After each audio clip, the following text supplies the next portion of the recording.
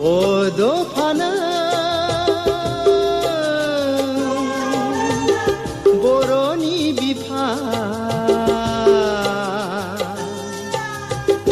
जारिमिनारि बर'नि आंगो बरागारि गामियाव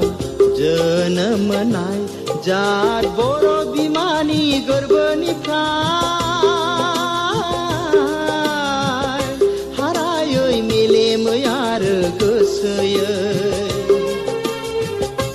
नों दि असे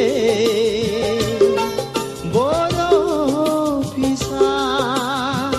बड'फानो बर'नि बिफा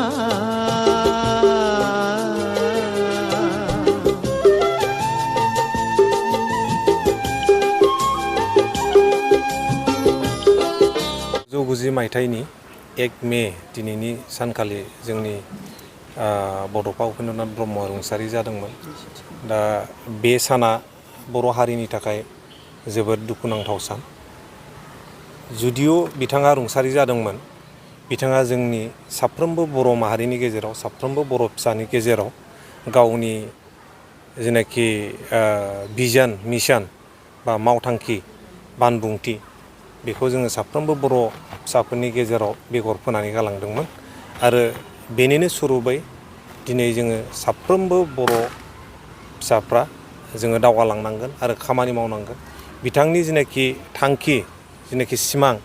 बर' हारिखौ गेरेमसा हारि दानाय, दा गेरेमसा हारि दानांगौबा जोङो बिथांनि जेनाखि बानबुंथि बिथांनि जेनाखि दिन्थिनाय लामा, जोङो बे दिन्थिनाय लामाजों साफ्रोमबो बर' फिसाया दावबायलांनांगोन बा हान्थिनांगोन। अब्लासो जोङो बर' हारिखौ गेरेमसा हारि दानो हागोन। दिनैनि बे UN एकाडेमियाबो मोनसे बिथांनिनो गेरेमसा हारि दानायनि मोनसे सिमांनिनो मोनसे बाहागो आरो बे UN एकाडेमियाव दिनै रुनिखातानि UN एकाडेमियाव बड'फा उपेन्द्रनाथ ब्रह्मनि मुसुखाखौ गायसननानै बेखेवनो मोननानै जोबोद गोजोननाय मोनदों। जाहाथे जोंनि फरायसा फरायसुलि आरो फोरोंगिरि बिथांमोनहा गेटनिफ्राय हाबनाय लोगो लोगोनो जोंनो बड'फा उपेन्द्रनाथ ब्रह्मनि मुसुखाखौ नुनानै बिथांनि महरखौ नुनानै जाहाथे बिथांनि बुंलांनाय बोसोनफोर, जाहाथे बिथांनि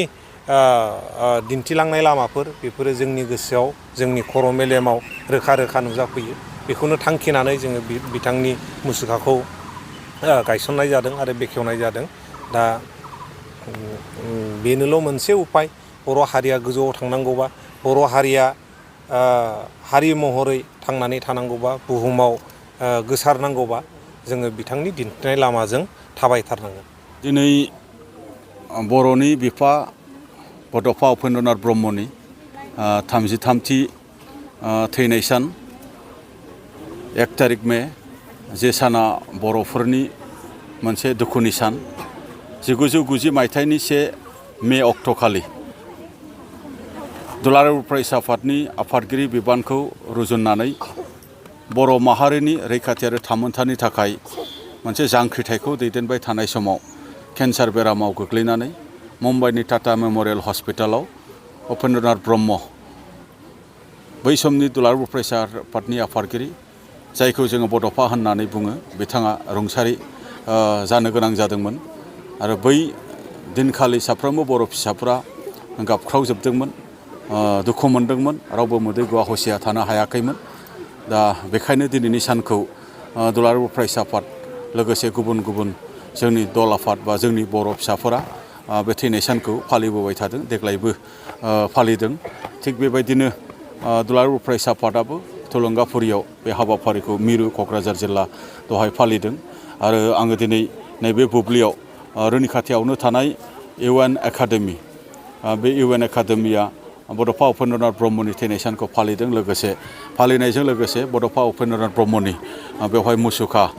गायसननाय जादों आरो बे मुसुखाखौ दिनै बेखेवदों। बे हाबाफारियाव आङो बाहागो लानानै जोबोरैनो गोजोननाय मोनदों। मानो होनोब्ला दिनै बे UN एकाडेमिनि सान्थौ आरो सानस्रिया बड'फा उपेन्द्रनाथ ब्रह्मनि सान्थौ आरो सानस्रिखौ फोथांनानै दोननाय, माहारियारि बाद, बर' बिजों आरो बर'नि सान्थौ आरो सानस्रि बेखौ फोथांनायजों लोगोसे गोजौ सोलोंथाइ होनायनि गेजेरजों माहारियाव जे जोंनि माने सुबुं सम्पद सोरजिनायनि मोनसे उद्देश्य आरो थांखिजों सोरजिजानाय बियो मोनसे एकाडेमि आरो बेखायनो दिनै बे माने अनुष्ठानखौ सालायग्रा मानगोनां सामलायगिरि डक्टर सांग्रां ब्रह्म बिथांजों लोगोसे गुबुन गुबुन दैदेनगिरि बिथांमोना फोरोंगिरि बिथांमोना फरायसा बिथांमोना ज' जानानै बे माने एकाडेमिनि केम्पासाव बे स्टुडिअखौ माने गायसनदों बेखौ आङो जोबोद माने गोजोनग्लायनाय मोनदों आरो बिथांमोननो आङो साबायखरखौ बावदों दिनै बड'फा उपेन्द्रनाथ ब्रह्मआ बर'नो सोरां होफैग्रा सासे दैदेनगिरि बर'नो डाइरेक्सन माने होफैग्रा सासे दैदेनगिरि माइलस्टोन माने होफैग्रा बिथाङा सासे दैदेनगिरि